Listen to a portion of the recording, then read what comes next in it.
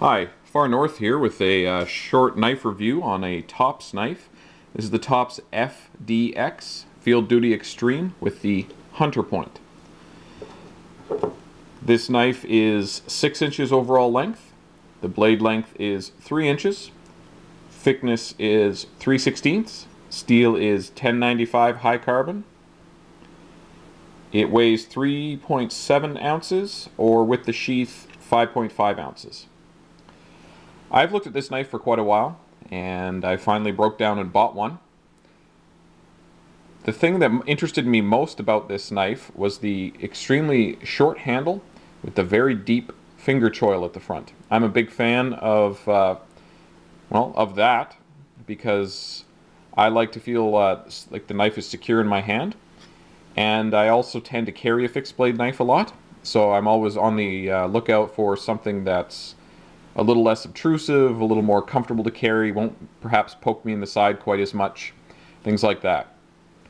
Tops knives are generally not knives that are of a whole lot of interest for me, sorry Tops, mostly because a lot of their knives are just really thick and heavy and have super thick handles, which are great for a lot of people. They're just not really what I'm looking for.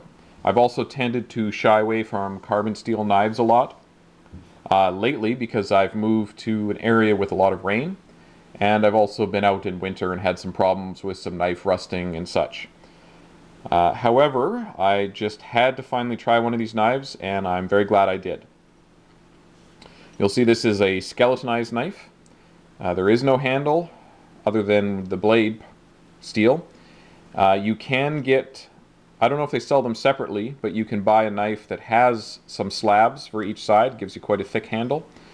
I decided to go without it, and they've skeletonized this knife in a few spots to try and reduce weight. It is still a fairly heavy knife, there's no doubt, but it doesn't really feel that heavy. It's actually surprisingly comfortable to carry.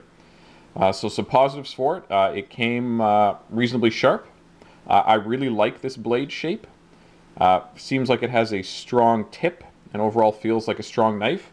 And even with it all skeletonized like this, it's surprisingly comfortable, at least for my hands. And please note I have small hands. If you're doing a two-finger grip, you can rest this knife in your palm, and it gives you a very secure platform if you were to stab with it, and reasonably secure for cutting, and it has some nice jimping there. Also, if you really choke up on the knife, small-handed people like me can actually pretty much get your whole hand on there, and if you put a lanyard, that would be even better. Or you can get a good three-finger grip for, and this is good for cutting or any carving tasks or whatever. So I wouldn't consider this a bushcraft knife in any way, but it certainly could be done. You know, you could do maybe some small tasks with it, some whittling, some cutting, certainly some small batoning. The handle is obviously not ideal for any of those tasks, but it could serve that function.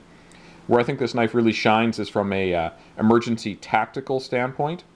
At least in my opinion, because it's so small, it's not going to be quite as awkward to carry on you as a lot of other blades. But what it does give you is a really secure point just to lock your finger in, even if you're wearing gloves. Now maybe if you have super big hands, or you're wearing super thick gloves, some really winter gloves, this might not work, because this really aggressive finger choil here is quite a curve front and back, more than I've really seen on hardly any other knife actually. But when I wear gloves and put this on, this thing just feels locked in like crazy. I really love the feel of this. Another positive point here is it comes with a good sheath. Tops really likes these metal belt clips. I'm not a super fan of them.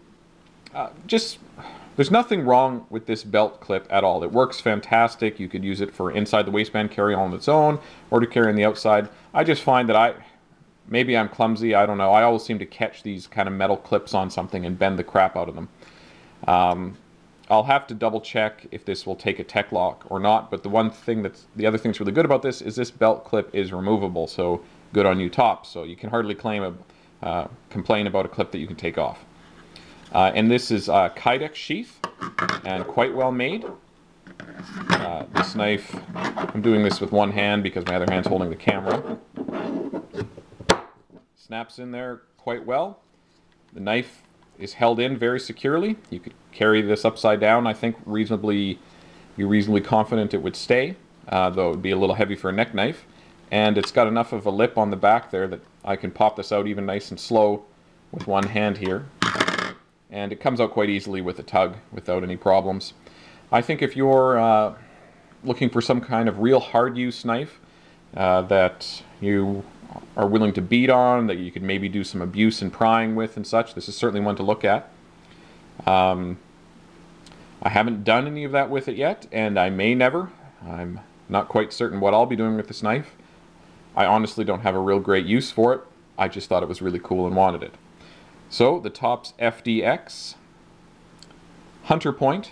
It also has a spear point for those who are so inclined. Don't forget it. You can also get it with slabs. I believe they're micarta slabs, and it also have a version with a longer handle. And thanks for watching. I hope you got some good information out of it.